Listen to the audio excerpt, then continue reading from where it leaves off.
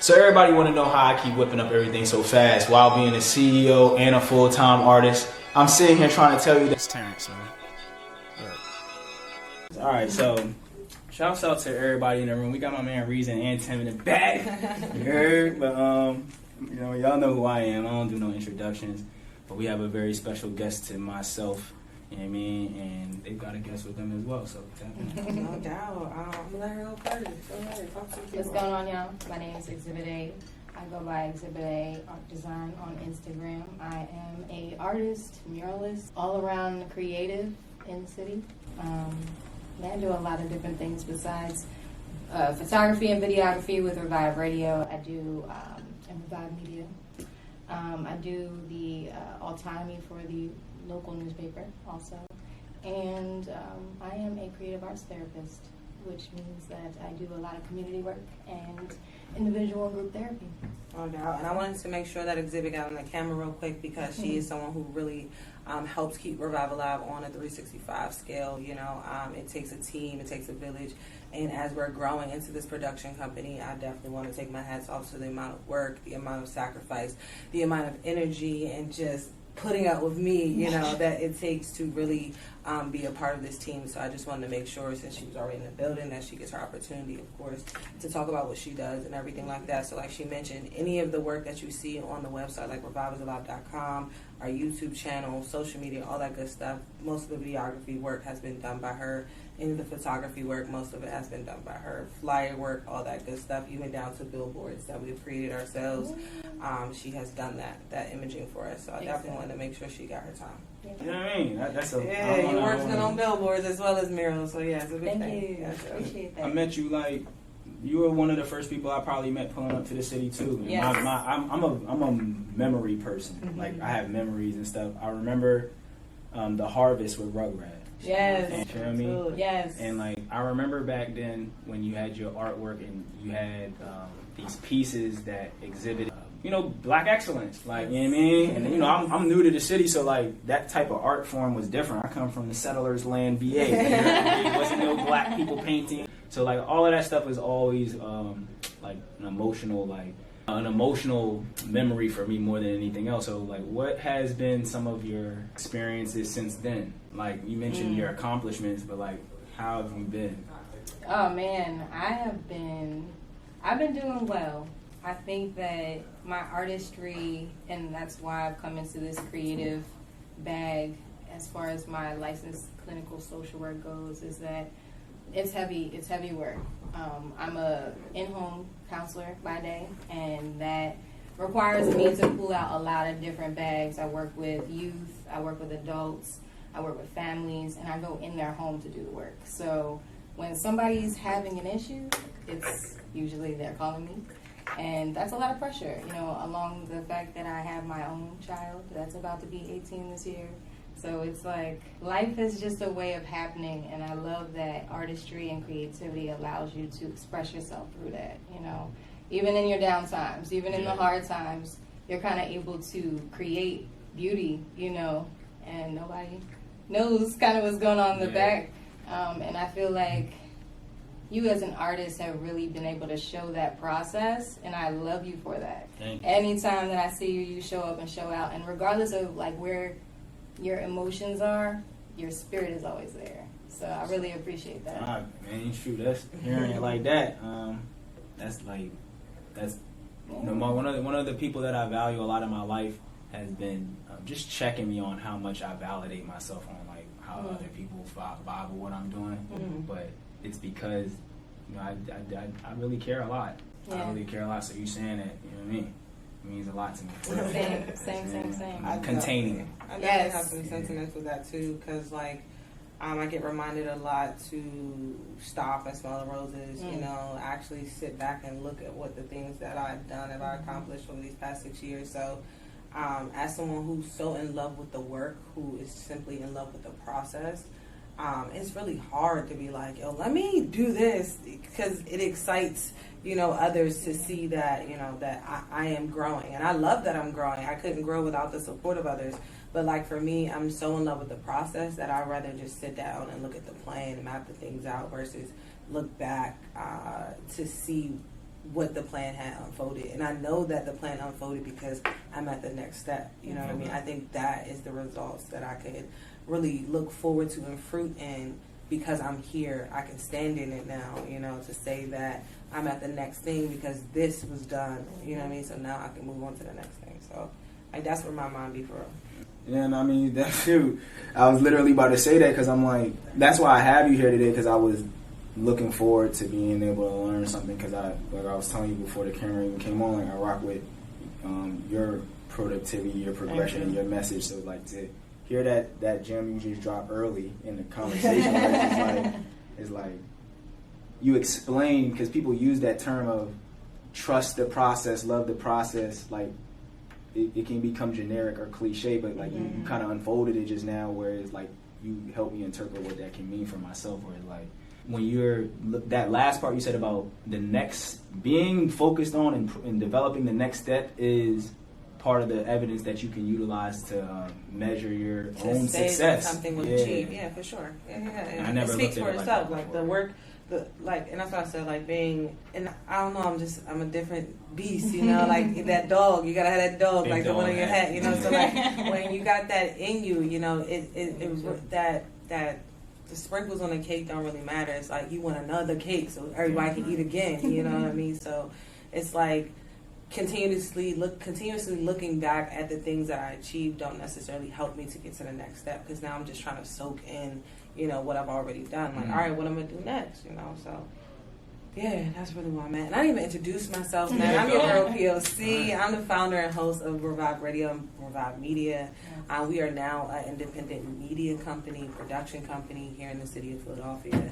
We're doing a lot of different work on both the radio side and the media side, where we're helping to bring forth different stories to our communities and help people's voices be heard and stories be told on a amplified level, where, you know, it can actually create some diversified entities within this media structure that, like, someone like myself would like to change, for sure.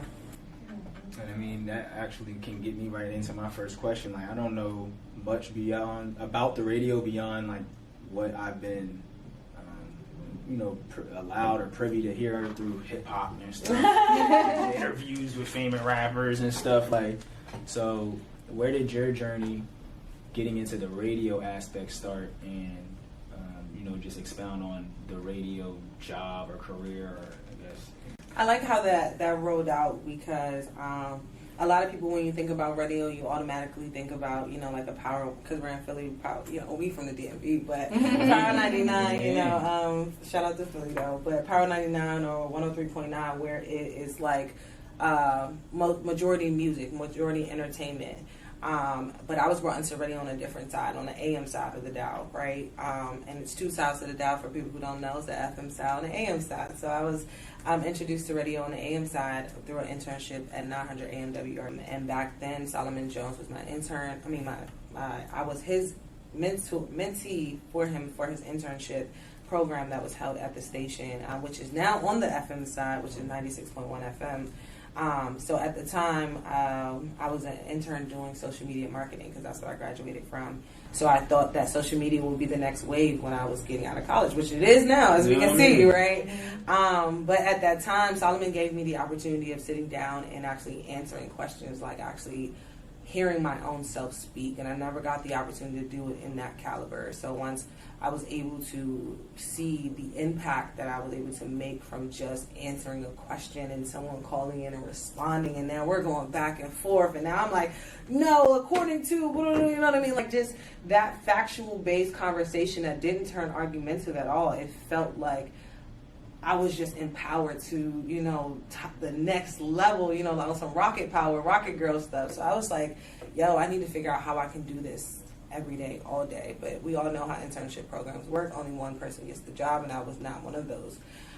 So at the end of the day, I utilized my resources, and I walked around and I asked, how can I do this on my own? And at that time, internet radio was just popping off with Sirius XM radio, and just the style of how they were streaming, you know, was something new. But my friend Troy Whitmore, who also works at WRD, introduced me to someone who figured out how to create his own streaming platform at Blocktalk. And from there, my life changed. You know what I mean? I knew how to tap into internet radio, and then from there, I was able to create my own streaming platform, and from there, just went into media production. You know, when you started talking about the come up, it started to remind me of like the Jamie Foxx show. I love Jamie Foxx. A lot of my stuff is based off of Living Single with Queen Latifah when she produced her own magazine, Flavor Flav, and Flavor Magazine, and Martin with WZUP. Like a lot of my basic writing as far as my plan. Yeah, what's up? Like all of that. My plan. You know, when you write it down. Mapped out Queen Latifah and Martin. I mean, because this is like I told you before. This is why I literally wanted to bring you in here, because never would have guessed or imagined, and like now you're giving me a lot of insight and just inquiry on like how I can, you know, appreciate those things from a different point of view. Because those are elements of media, right? Because they're television, and then like they incorporate certain aspects of you know, the characters playing radio hosts and curators. So is that where you got the inspiration for it, or is that just where like you draw like I guess some of the looks and features or some of the things you just mentioned a moment ago? Like how does that realness, the community, the overall respected, you know, voice, the trusted voice, how they were viewed as the audience, how their audience interacted and engaged with them, like. To me, as a 90s baby, that's like super empowering, right? Queen Latifah, you automatically think of what can you do, you know what I mean? Living in a big city like Philadelphia on your own, trying to create something, and you think about what she was able to accomplish with Flavor Magazine. Like, to me, I'm like, yo, I can do that. Break it down. I don't know about Flavor Magazine. Well, she started, Queen Latifah, if you ever watched Living Single, Queen Latifah, she was a publisher of her own newspaper, magazine that turned into a newspaper, where she pretty much just mapped out entertainment, lifestyle, and hip-hop for Black America. She focused on the Black voice. And she made sure she had Black writers throughout her entire magazine. When it comes down to WZUP, just the overall style of what it means to have community radio and talk radio. So Martin didn't necessarily play music. He was always talking, or he had a subject or something of that matter. So that was something that I wanted to do, but at the same time still bring in that independent sound. So that's how I got close to a lot of the artists here in the city of Philadelphia, by making sure that I brought in that musical piece, but not let it overpower the conversations that I was having on Revive Radio, because the whole purpose is to revive people through conversation by meeting them where they are, to spark that conversation. Yeah, because I'm like, I like when that went right over my head. I didn't think Queen Latifah was doing that and Living Single the entire time. Like that went right over my head. So just like the way you pay attention to things in detail, I admire that a lot, and it's like everything you mentioned gives me so much more questions to ask. That's why I don't really. Shout out to all my 90s babies out there, man. Real right. I'm in the 93. You feel me? Like, so just to move on from the elements of just like the beginnings, because we only got a little we have a certain amount of time, so I got you.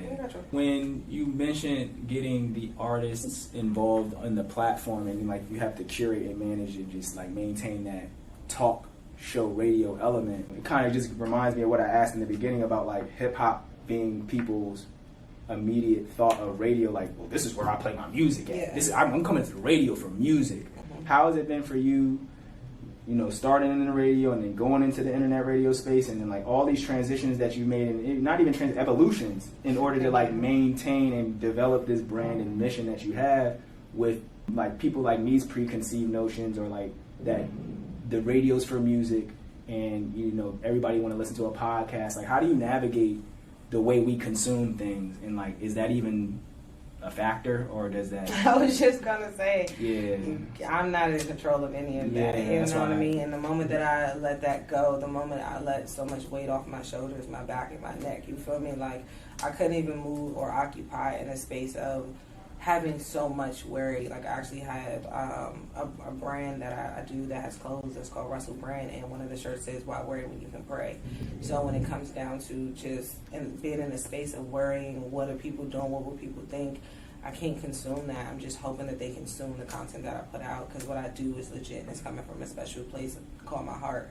So yeah, like I can't even worry about that. Yeah, that's not even. There's so much other things that need to be done. So yeah, and I think that once again, by being in love with the work and allowing the work to speak for itself, I don't even have to consume myself with those amount of thoughts about if people are liking or not liking the content that I'm sharing. And I'm also sharing so much content that if you don't like this video, you can catch one in another hour. You can catch one in 2 days. You can catch one in the next week. So it's going to be something out there that you're going to vibe with. So, yeah. You could hit the button for me.